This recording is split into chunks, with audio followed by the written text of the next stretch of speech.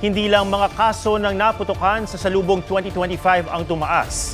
Sa hiwalay na datos, may halos 20 na ring kaso ng walang habas na pagpapaputok ng baril. May report si Sandra Aguinaldo. Mula December 21, 12 na ay sinugod na biktima ng paputok sa East Avenue Medical Center. Kumpara yan sa 3 kaso lang noong nakaraang taon.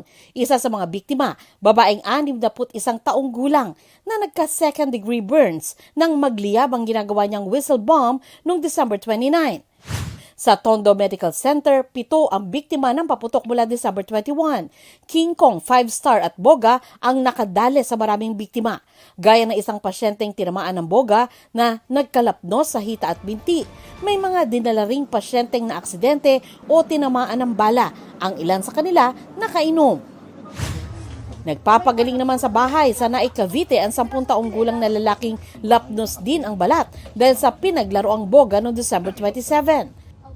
Hanggang ngayong alas 6 ng umaga, 188 na ang naitalang fireworks-related injuries ng DOH. 52% na mas mataas kumpara sa 124 cases noong 2023. Bukod sa mga napuputukan, binabantayan din ang mga mabibiktima ng ligaw na bala. Sa tukuran sa Buanga del Sur, isang miyembro ng CAFGO ang sugatan nang may ligaw na balang tumago sa bubong ng kanyang bahay.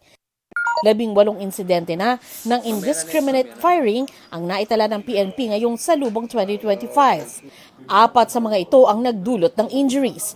13 naman dito ang inaresto. Ayon sa PNP, malaking tulong daw ang kanilang ballistics identification system para matukoy ang mga suspect sa mga insidente ng ligaw na bala. Sandra Aguinaldo nagbabalita para sa GMA Integrated News.